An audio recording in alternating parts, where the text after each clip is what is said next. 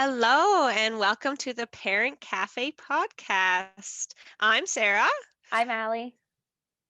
and we have I'm here Ginette. today Ginette Martin. She is from Edson Eternal Balance, and she does emotion code reset. Is that right? Emotion code reset? Just emotion code. Emotion code. Okay. Yes. So I've learned of Ginette through many different ways, but the first encounter I had with Ginette, she was actually at a professional development that I had gone to, and she was kind of bringing in how parents and how it affects children. So if you could kind of tell us about what you do, that would be so great. Thank you so much for having me, guys. So I've been doing emotion code for about 5 years now, and how it works is that everything in the world, including our bodies, including emotions, is made up of energy. So emotion code works through moving the energy of emotions out of the body, out of the mind, out of the soul, freeing us to be more positive, so many different things, freeing us to be sometimes able to sleep better, focus better, able to feel more positive about things, about life, have a more positive outlook and perception on things, as well as for kids to kind of help them navigate big emotions, maybe be able to self-regulate better and deal with things like anger at times better as well. So it's Cool. an energy modality is the simple answer, I guess. Okay. And how did you get into doing this? Where did this all start? Yeah. I never would have guessed I would be doing this. I was running a day home. I had 6 kids in my house in crazy, crazy days. And my youngest went for surgery 2 days before his 2nd birthday and had his tonsils and adenoids removed. And it didn't go that great. And shortly afterwards, he started developing these horrendous night terrors. So he would scream and yell and cry virtually every single night for 25 to 45 minutes, about 2 hours after he went to bed. And it was very upsetting, very disturbing for us as parents, for his older brother, for him. He was exhausted all the time because he wasn't getting the sleep that he needs.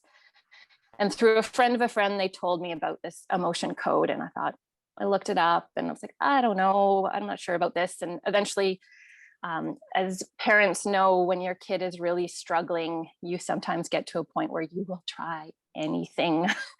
So I took my youngest for emotion code to see what it was all about, and he got to play and relax.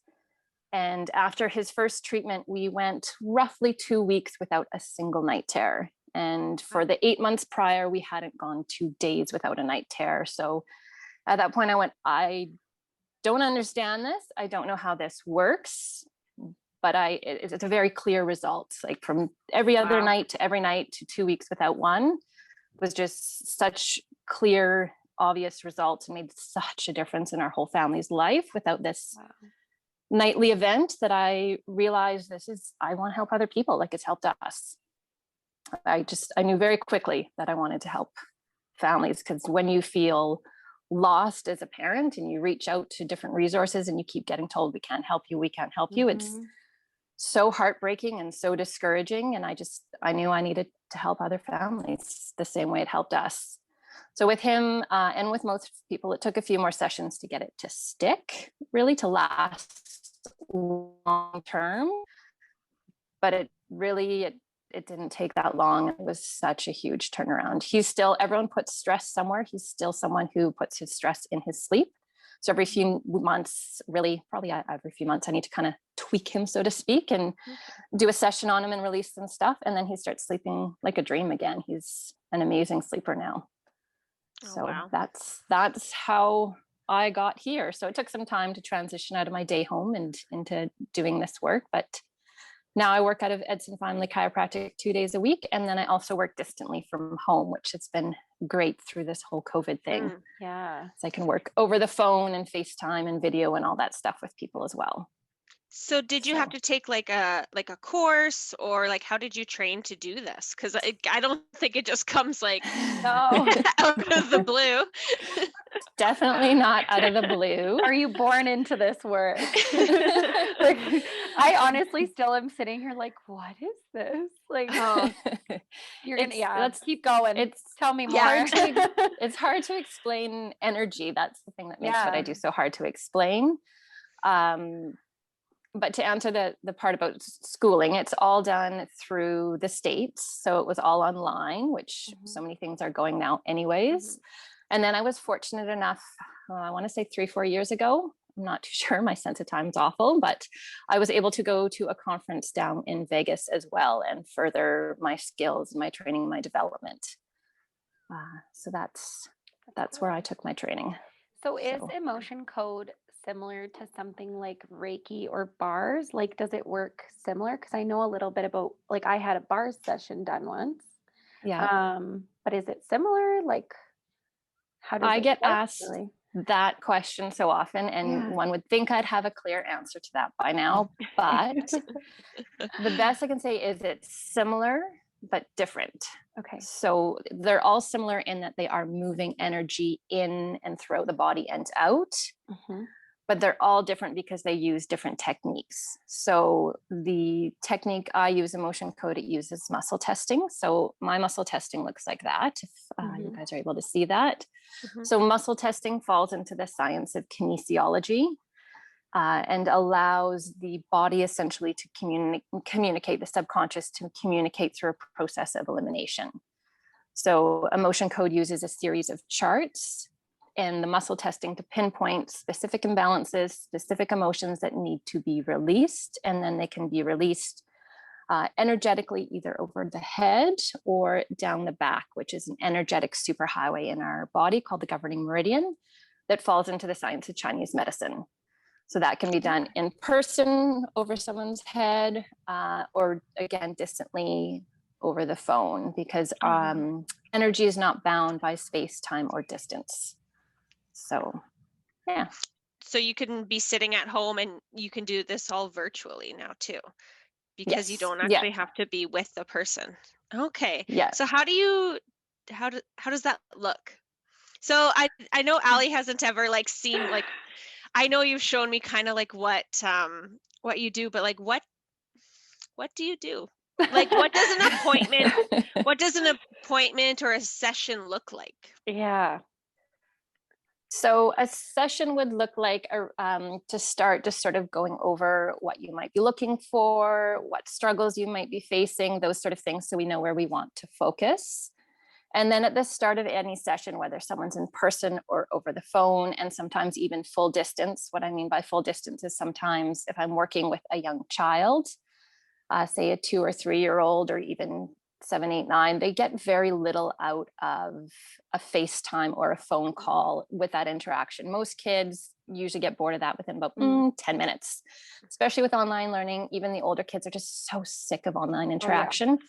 So full distance, I just energetically connect with someone and they kind of go about their day and their business, where I work energetically with their body while they're doing what they're doing that day, whether they're at school or at work or whatever they might be doing.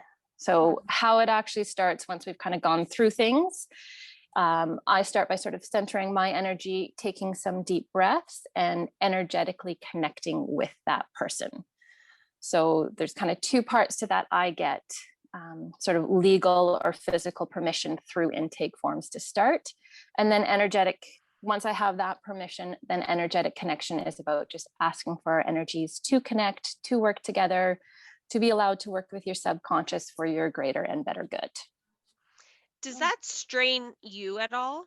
Like, does that have an effect on your emotions in your day? Originally, when I very first started, I found it did some, and now it's quite the opposite. It actually energizes me to an extent. And my work days are some of my favorite days.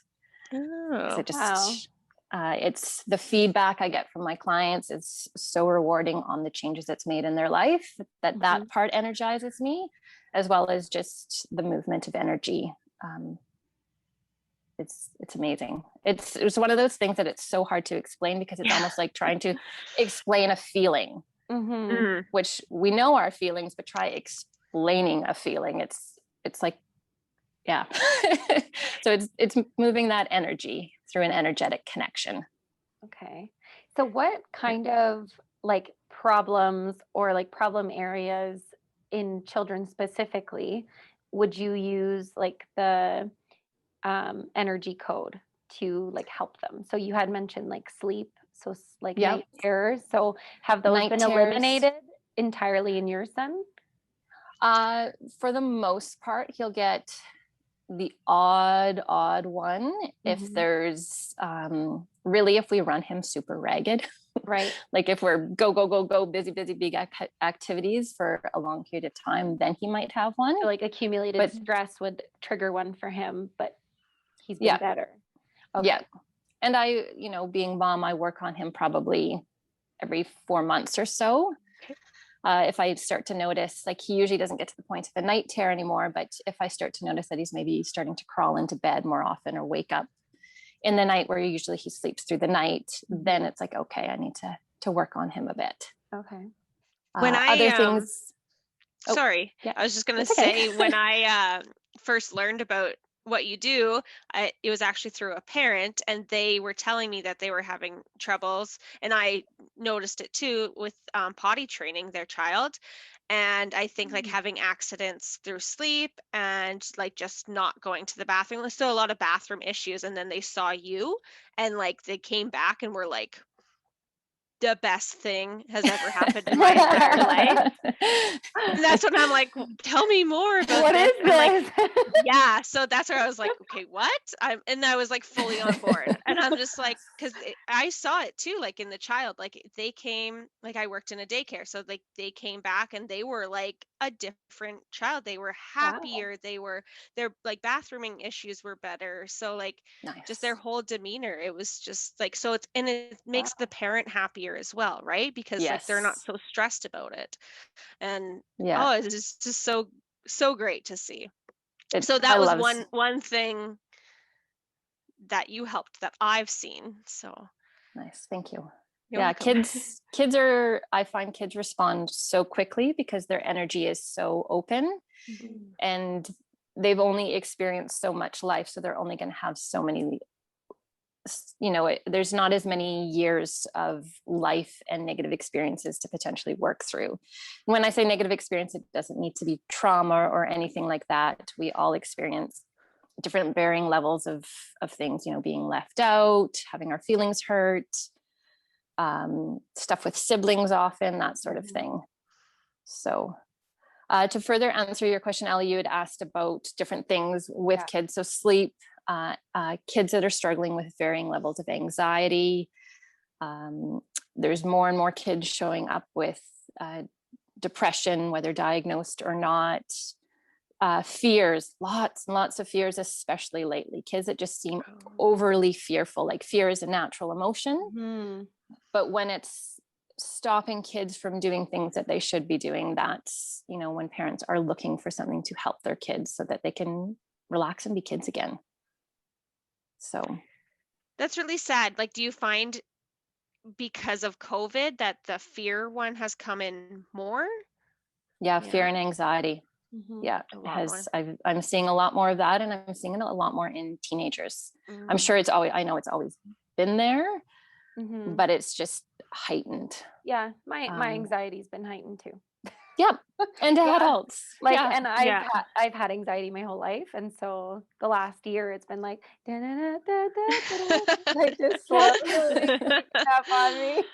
But I've been coping with my coping mechanisms, but now I feel like I need to talk to you outside of this about one of them, because it's not the healthiest. But I have a shopping addiction, and I don't know if you can reset that, but well, if you know the anxiety is underlying in that, and that's the thing, there's usually so much underlying, and anxiety is something where there's so many emotions behind it, so it's releasing the layers of emotions behind something so you can more easily and healthily cope with what's going on in front of you. So I guess doing what you do with adults, like you said, there's more layers to like an adult's trauma, I guess, over life, not necessarily like traumatic, Yeah. but the things that they've experienced would make it harder to kind of peel back the layers. But does it make it easier to understand if they can like verbalize more, or would a child be easier regardless because it's the energy you're working with and not necessarily like the thought process? Yeah. That's a tricky one. I mean, kids respond quicker, but a lot of adults will respond quite quickly as well. And adults, yes, will most definitely try and identify with what I'm finding. So if I find a particular emotion from a particular age, a lot of kids, if it's an in-person session and I'm interacting, you'll ask them, they're like, oh. That's a pretty typical kid response. Whereas an adult, you can see the wheels turning and them trying to figure out what it is. But I do also let people know I'm not a trained counselor. I'm not a therapist.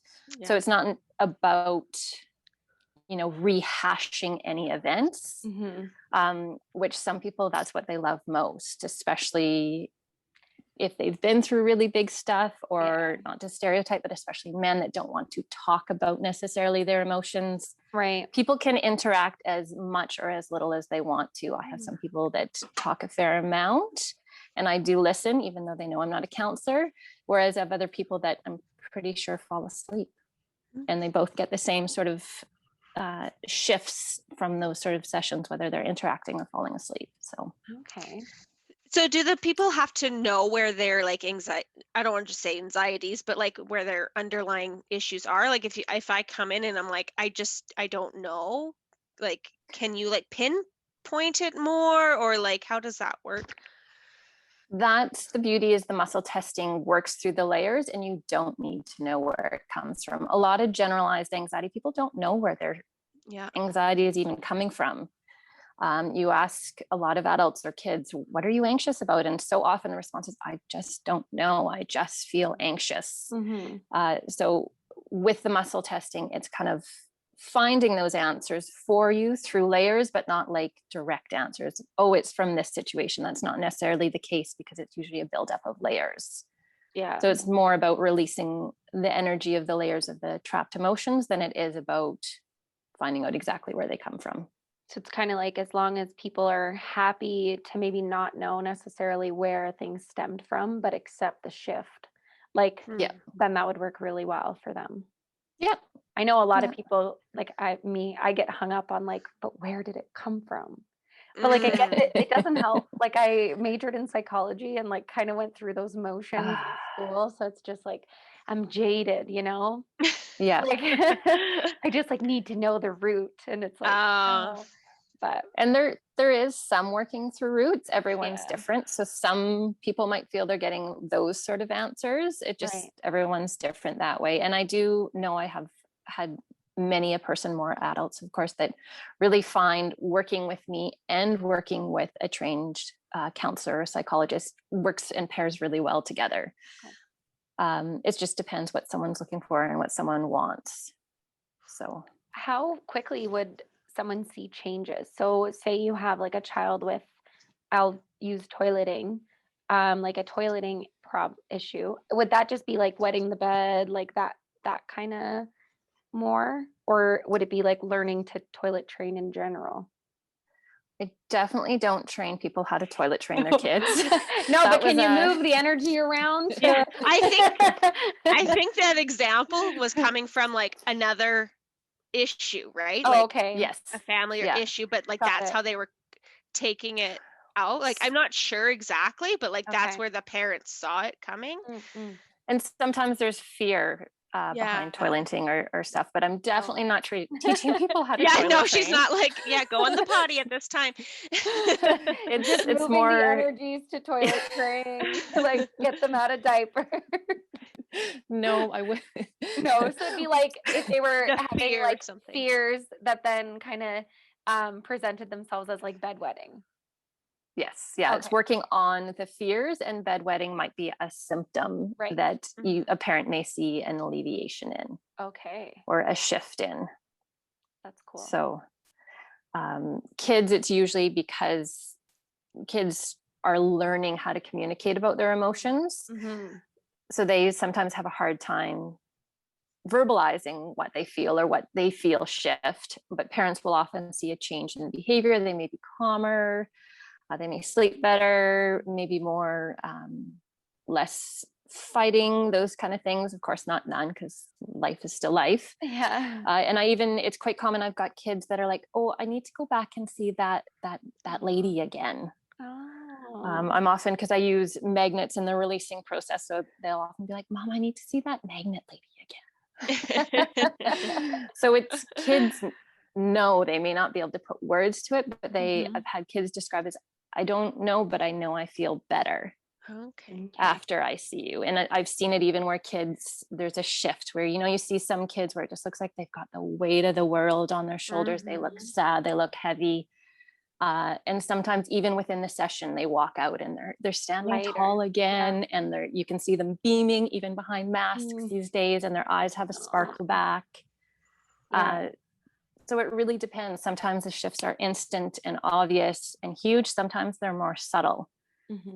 It really, everyone responds differently, and it really depends on what's going on. And so, sorry. So to do this, a person has to go in pretty open-minded. Or no? No. Okay. No, they don't. I have had more than one kid come in cross-armed. Okay. Almost even refusing to interact, not wanting to do it. And then later talking to Mom and being like, I feel better. So that I feel better. Yeah. I mean, you were right. Yeah. So, and I've even had the odd,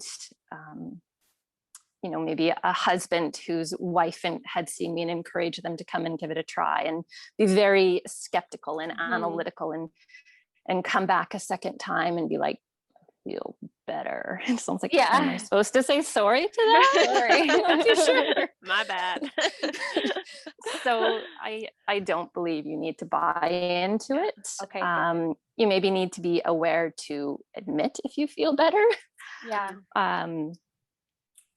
But the reason I ask is because I know, like, there's certain things, like, for when I went and got the bars done, I went in kind of like excited, because I was like, I don't know what this is. I have no idea.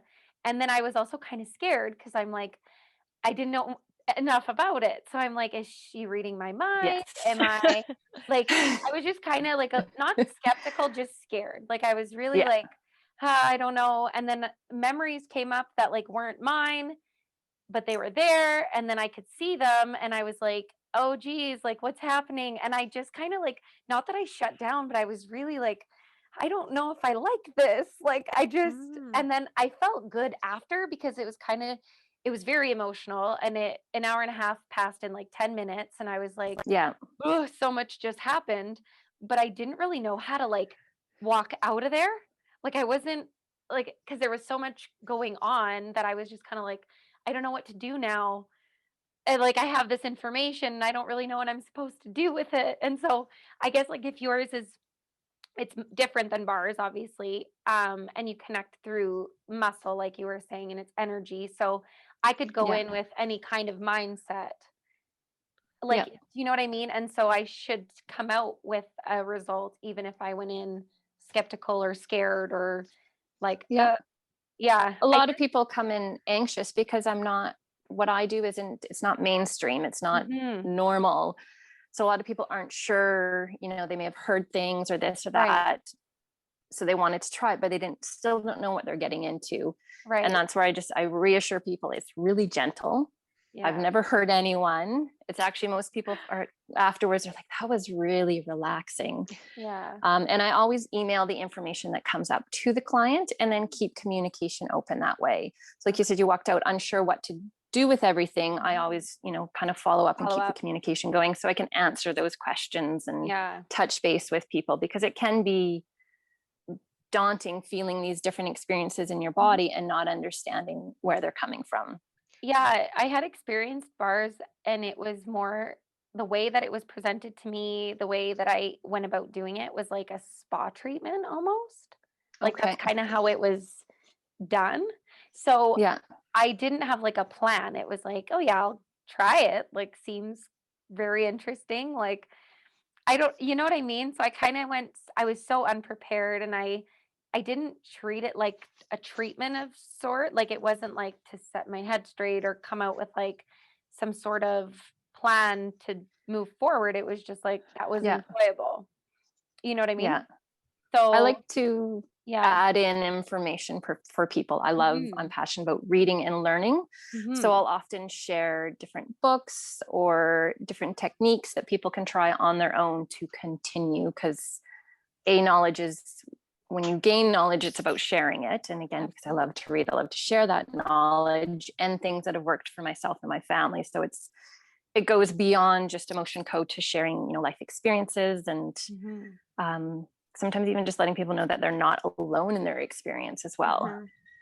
Are you willing to share some of those resources with us that parents or adults can? I would love to. Do you have any? One, you can even send us some links too, and we can post them. One that I knew I wanted to share when you guys kind of reached out, that I've shared with a lot of parents that I wish I'd read when my kids were younger, is called Siblings Without Rivalry, by Adele. And I apparently forgot to write down their last name. I want to say Adele Faber. Okay. I love it because it's very practical. It gives very practical solutions. Okay, if this is happening, try this instead of this. And it doesn't mean siblings will never have rivalry, nor does it mean my kids never have rivalry. But it put a lot of things into perspective. So I love sharing that book with parents, just to help gain some knowledge. Parenting is such a huge, huge job that we're not given any training for. So I love reading about parenting stuff, and that's one of my favorite ones, and something in there that I've shared with a lot of people that made a lot of sense when you're looking at your kids that are fighting, to help you understand kind of where that energy of sibling rivalry is coming from. Let's just look at your marriage, for example, or your relationship. So let's say you've been married for 2-3 years, like siblings might be spaced about 2-3 years. And all of a sudden your husband comes home and goes, okay, well, I really, really love you, but I'm going to bring in another wife. Doesn't mean I love you less. I might move you out of your room to move the wife in, and we're all going to live together and we're all going to be happy. Now, as a person in a relationship, you'd be like, no. And it probably wouldn't go so smooth unless this is up to me.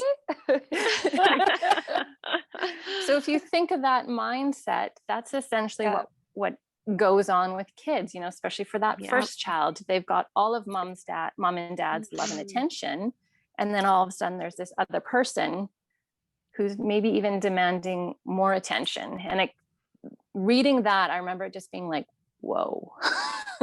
Light bulb moment. Like, I've never looked at it that way.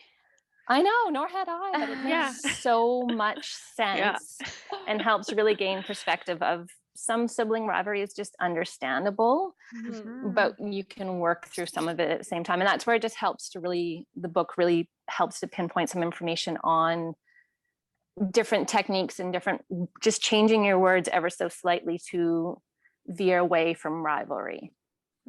So that's a huge one for parenting. I've got a whole slew that I can send you guys of ones for personal growth as humans, as moms, as women, as people on this planet, because there's just so much information out there that supports and helps us to grow as individuals. Would the emotion code, am I saying that? Yeah, emotion code. Yeah, emotion code, yeah. Okay, I almost said energy code first, and I was like, which I know the one time, and there is a modality called energy code. There's so many things that are similar, but I do emotion code, and it is different. Okay.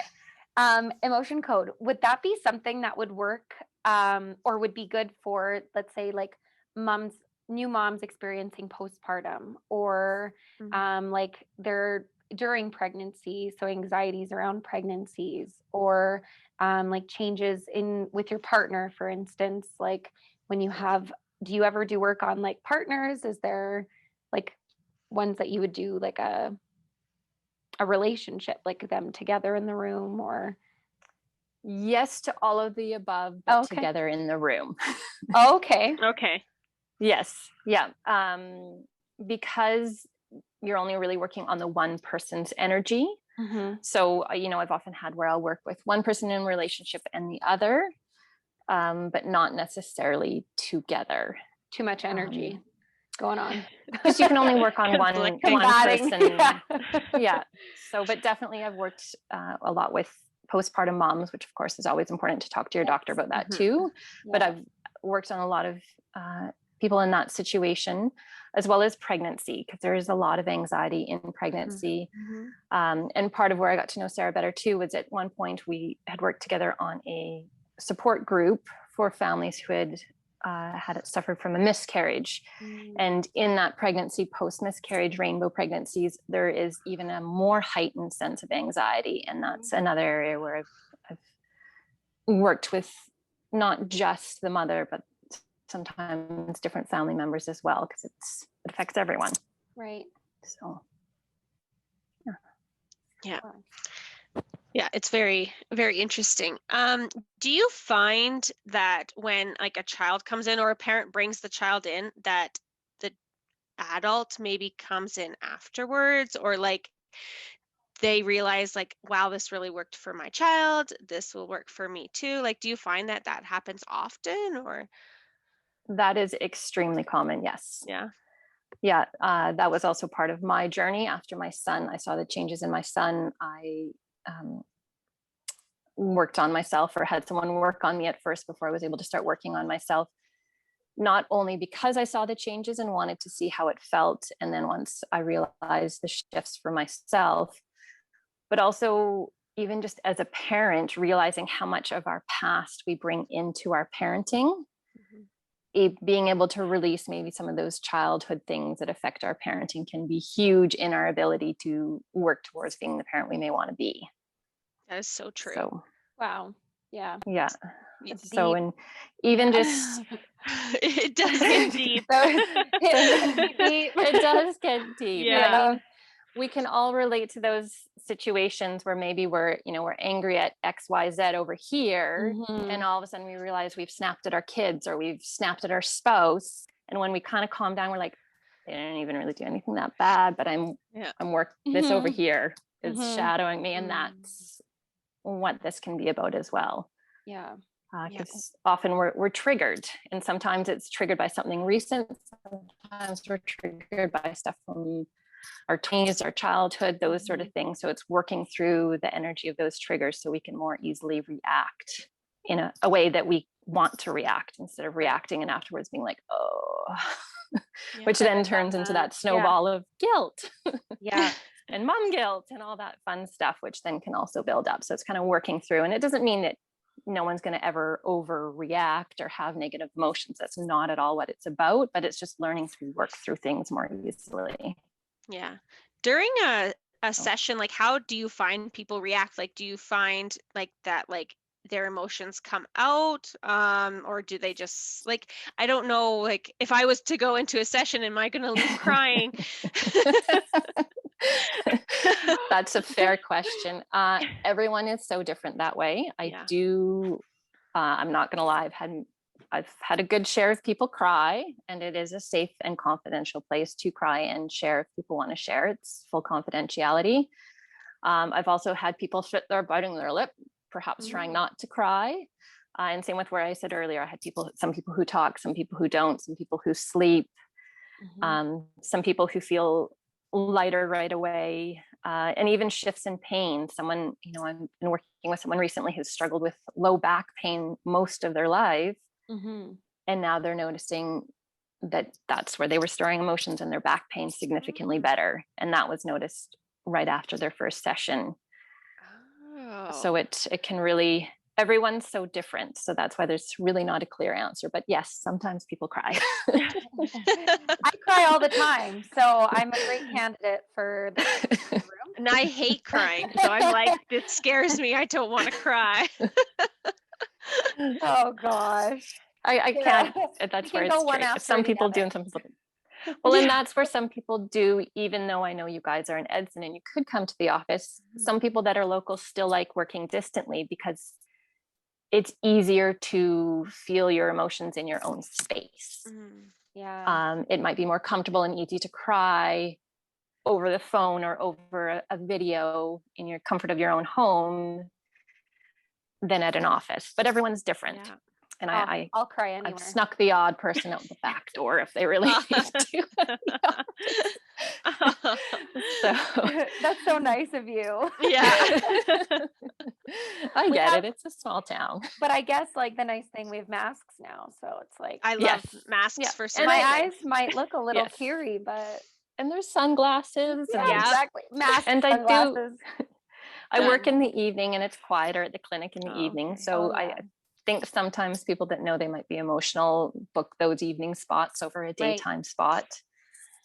So they're not like halfway through their day and then maybe on their lunch break and needing to go back to work after. They're like, that was terrible. Need a day off. So how would someone go about like deciding that they would like to make an appointment, or like what are options for appointments? How long are they? Like, do children's appointments get treated differently? So just a little about that for everyone. Children and adults, the process is the same. So it's for both, it's about 45 minutes. So if a person wants in person, the best place to reach out is through Edson Family Chiropractic. That's where I work out of. So a lot of people know that as Dr. Sloan or Dr. Holt's office. So that's one option. And if a person wants a distance session, so over the phone or over video, reaching out through social media, through Facebook or Instagram, or my email address. So those are all links I can share with you guys as well. We will link those. So, Okay. So it really depends what a person wants and if they're local or not. Sometimes distance is really the problem. Like I've got people up in Fort McMurray, Grand Cache, Vancouver, Eastern Canada. So obviously the only option for those people is distance because it's a long ways away. So, and I do have people that, it's quite common for people to want to come into the clinic to physically try a session first because they want to experience what that's like. And then sometimes they shift to distance. And then this year, a lot of people, when we got shut down, had no choice but to do distance. And then they realized, oh, actually, this is really nice. I'm at home. So it's really what a person prefers. How long are sessions? About 45 minutes. Okay. I must have missed that. Okay. So, and then with kids, a lot of the questions I often get is, well, does my kid need to lie still? Do they need to be totally quiet? And the answer is no to both of those. Oh, sorry, earphone fell out. I do not, I've got kids, I'm realistic. I do not expect a kid to lie quietly or be still, quiet within reason as to not bouncing off the walls or screaming and yelling. Cause there's people getting massages in the same clinic, but they're kids. They're allowed, I expect them to be kids. And then with full distance, of course, that can take away some of that pressure for parents as well. Right. And then if we're 35 minutes in and the kid starts to, need to go or whatever, we can work through that. There's always lots of options. I used to have small games and quiet toys for kids to play with. With COVID, I'm no longer allowed to do that. So I do encourage parents, maybe bring in a quiet activity for your child, if you like a coloring page or something like that, if you feel they'll need something like that. But a lot of kids seem to enjoy just the interaction and maybe the focus on them and being the center of attention and those sort of things. So there's often kids that they'll ask to come back. Right. So, yeah. What's the youngest child you've worked on? Not even sure if she was a week yet. Oh, wow. Wow. It was that one was actually the youngest one that I can think of right off the bat was in back 5 years ago during my practicum. And it was a newborn that had been, it was working with the adoptive parents. Okay. So knowing, the whole process of, because we can absorb emotions from other people and absorb emotions in the womb. So that's where adoption is such a complex one, because growing as an infant in a womb where the mother knows they're going to be giving the baby up, there's a lot of emotions and layers there. Oh. So we just wanted to work on that little one to help minimize any of that impact on her young life. So Wow. I've never heard of that. Like you saying that, that's something I want to know more But about. it makes so much sense. it makes so much sense. much sense. In my perfect world, I would get to work with the most vulnerable, to work in, you know, social services and adoptive services to help the families that need it most. That would be my perfect world. Yeah. Wow. Little far off from the government being on board with me, but maybe one day.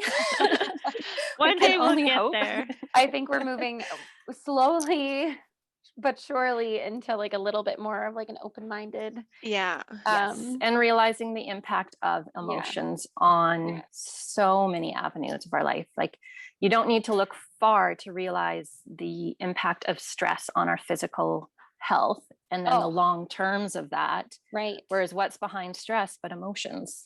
And that's something that they've recently really just been pushing out there, is stress impacting your physical health. And how, you know, like that's something I learned, even like stress kills.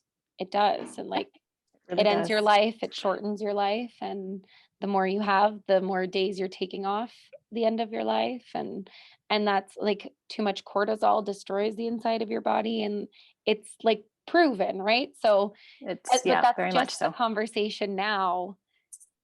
It's just getting out there.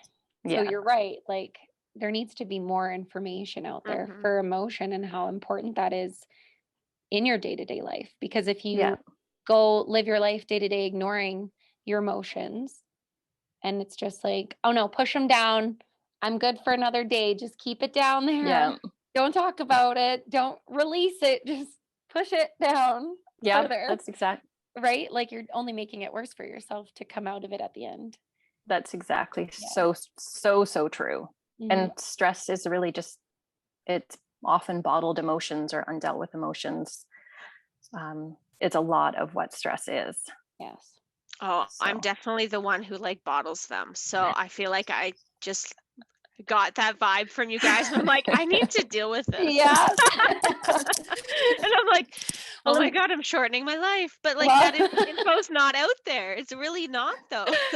Sarah and I often have this conversation, like how often I cry and how often she's just like, nope.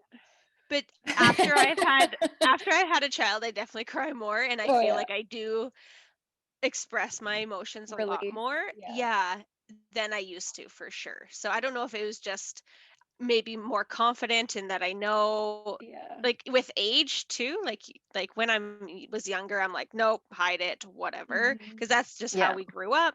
Right. And then and then now it's just like, okay, so whatever, deal with it. I don't care as much. Well, like, and that's a thing to consider too. If we stuff as parents, what are we teaching our kids? Are we teaching them that it's okay to feel their emotions? Are we allowing them to feel their emotions? You know, if we're teaching them to stuff, how's that going to impact them when we're older? And that's where, you know, you'd ask about parents wanting to come in after I've worked with their kids, is realizing that working on ourselves as parents can have the hugest impact on our kids. Yes. So I think we say this every episode, like modeling for your children. So this, in terms of modeling, it applies. So yes. Yeah, it applies self-care. I consider what I do as self-care. It applies learning to, you know, if you have so many layers of emotions, it's hard to feel your emotions because sometimes you just get so flooded. So learning how to feel your emotions and work through them, and teaching your kids how to feel their emotions and label their emotions and understand them. But you can't teach something that you can't model. Don't know. Yeah. Right. So that's where I'm gonna work on I that. love working with moms and kids and parents and families, because we're not taught that stuff. So, you know, we can very quickly get hard on ourselves. We're like, oh, I'm not doing this. But it's like, well, we weren't taught to do this. So how would we know to do this?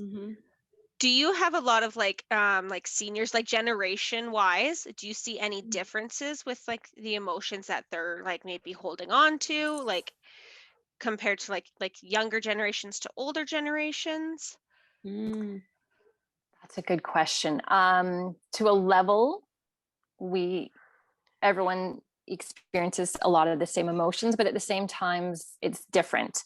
And that can also really depend on if someone's in person and maybe sharing, then you can get a different understanding. I had the pleasure of working with a lady who had been a child in World War I and shared where some of the memories that were coming up for her as things were coming up. And that was really, really eye-opening for me, just to understand how different that is. And also to understand one of the things that I release a lot on people is inherited emotions. So emotions genetically and energetically passed down through generations. Yeah. And of course, we often don't know where that stuff comes from, but talking through this with this lady that had been through World War II, as a child, made me really go like, oh, that's where some inherited stuff comes from. Yeah. So even though that would kind of fall into like epigenetics, like something gets like triggered by a moment in life, and then that emotion will come up for them as like a deep rooted issue that they now have, but had nothing to do with their own life. Okay. Passed on to them. Yeah, that's very interesting. There's some neat science about the epigenetics and passing down of generational trauma. And that's again where people like, I feel anxious, and they've maybe felt anxious their whole life and they don't know why. Right. And some of it is energy that's not even really their own, that's been passed along through epigenetics and that kind of thing. So which gets very interesting. Science and complicated. But again, the importance is that's where this has a place, right? Like so emotion code and everything that you work with people on, and everything that you do, there is science there. It's just how they're approaching, like what kind of science are we looking at? Yeah. So the science of energy is completely different than the science of, earth and space. Like if you're looking at them that way, but energy and earth and space also go together. Yeah. Yeah. And I think you're right. Like the open-mindedness is what we're waiting for. Yeah. And it's definitely evolving and growing, and it's one of those things where you don't necessarily need to fully understand or grasp the science of it, because it's those things that you can feel even though you can't necessarily see. Right. So that makes me think, one of the examples I often use, I've got magnets, and when I'm working with kids, I let them kind of see and feel the pull of two magnetic forces, and you can feel that. I don't know if you guys can see my fingers wavering, trying to keep them apart. Yeah. So there's no denying that you can feel that, but you can't see what's doing it. And that's just a form of energy. And that's what emotions are, is a different form of energy that can be moved and felt, but can't be seen, and sometimes is difficult to explain. Right. Totally. And that's what I can see, like people having a hard time getting on board, because you can't explain it until you actually feel it. Yeah. It's like explaining an emotion, or sometimes even explaining a color. This is blue. We all know what blue is, but explain blue. And do we all see the same blue? Yes. Right? We don't know. That is, I think it's just so interesting. And I've never done it. And I don't know why I have this fear of going to do this, to release that energy. You need to go, Sarah. I do. But I don't want to be crying. It's fine. Well, maybe you want. I don't feel like I don't have trauma really that I think. Well, yeah. I don't know. Well, then that's where it doesn't need to be trauma, and that's where I tell people, don't try and pinpoint. Because some of what I do will be like a specific emotion from, say, age 7 or age 9. I'm like, well, I don't know. I don't remember anything big happening. And the emotion is trapped based on your perception. So we could all picture, maybe a 7, 8, 9-year-old age kid, maybe they're being left out. And even if you just think of a kid's perception, a kid will very quickly go, oh, that person's being mean. But really, maybe that person just is not wanting to play with them, but is busy playing with someone else. Right. And that child perceives that as being mean. They're being intentionally left out when it's just like, they're just busy playing and they didn't notice you standing over there. Right. So it's more about how you feel in a moment that traps an emotion than the event of the moment itself. Yeah. So, and then of course there's bigger stuff, divorces, loss, those sort of things, which, there's such tag phrases these days that kids are resilient. And yes, they are, but at the same time, how many adults are in therapy dealing with their childhood trauma? So Right. Yeah. there's two sides to those coins. But they're only resilient when you give them the tools to be. Yeah. Exactly. And just because they seem like they're doing good doesn't mean, They are. there's lots. Yeah. Kids can handle a lot, but that doesn't mean they should. Yes. Like that's how I see resilience. Like it's like, although they look like they could probably bounce off the wall a million more times, that doesn't mean that you should keep smacking them against the wall. Like give them the tools they need. It doesn't mean they're really handling it inside their bodies or their hearts. Right. And that's where kids stuff comes up differently. One that I can't believe I didn't mention yet, because it's also really common, is stomach aches. Yeah. Such a known common. Me too. Yeah. And that's a common place to put anxiety, to put stress, is in stomach. So, kids that are always like, oh, my tummy hurts. There's often, yes, of course, you want to talk to your doctor and all that stuff, of course, but sometimes it's stress, anxiety, fear. Mm-hmm.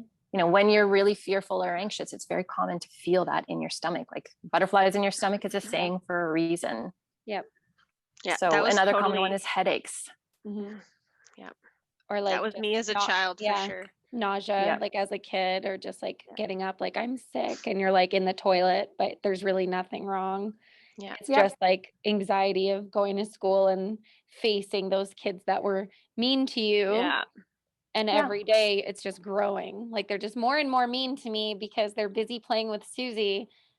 And or even you're just too shy. Like even like the kids that are shy, that they don't want to approach a child. Like, oh, I'm lonely, or like so much. Because I remember like as a kid, like I had lots of friends, but I had stomach aches like all the time, like weekly. I had headaches all the time. I saw many doctors.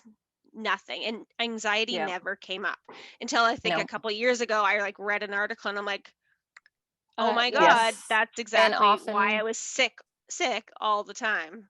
Mm-hmm. And often kids will carry that anxiety in their stomach into adult years and continue that process of going to doctors and running these tests. Nothing's wrong, nothing's showing up. Yeah. But it's 5, 10, 20, 30 years of storing emotions in your stomach or your digestive system. Right. Mm-hmm. So that's why there's an emotional and physical connection that's so strong. Exactly. So we might need to do a part 2. Because I actually do have more questions. But I'll save them, and we will maybe do a part 2. I have no idea where we're at for time, so definitely I'm open to whatever. I love what I do so much because of the difference it makes. And I think you had mentioned that you could show us on your son too. Yeah. Or on someone that we may have to save that. Maybe we can have a guest person on. Do it on me. No, I'm just kidding. Don't. Not on camera. I could do it on one of you. Not on camera. We can, honestly, I'd be open to it, and I'll cry on camera. I cry all the time. Okay. I'm fine. I'm like shameless crier. I'm fine. I'll think about it too. Lots of things going on in my life that I'm open to crying about. So, well, then the thing is, I've demoed at different talks and things in the community, and I usually only release a thing or two, and in those situations it never seems to be anything that triggers. I haven't seen a meltdown, for lack of a better word, in a demo setting yet, because I'm not going to do it until you I've never recorded. So, but I've never recorded like a whole session. It's usually just a couple of emotions, so you never know. That might get too deep. I don't know about a whole session. Jeez.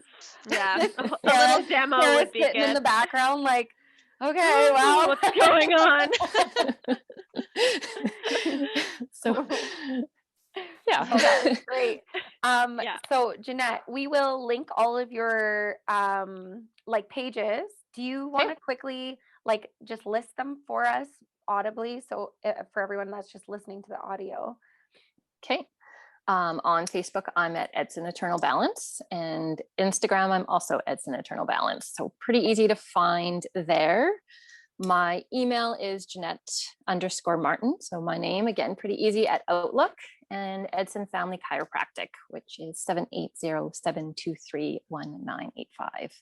Amazing. So lots of different ways to reach out. So perfect. Thank you so much. Yes, thank you so much, Allie, I guys. told you would love this. I know.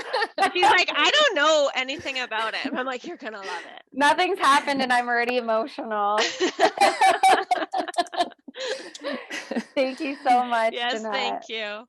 Thank you, guys. Again, I love, I'm not great with the whole camera world. That's new to me and pushing me out of my zone, but I truly genuinely love sharing what I do because it's the ripple effect. Yeah, it comes through, which is, we can tell it's beautiful. And thank you. Yeah, you're welcome. The world needs this kind of stuff, I really feel. So Absolutely, I agree. Ditto. So thank you so much everyone for joining us on today's episode, and we'll see you soon.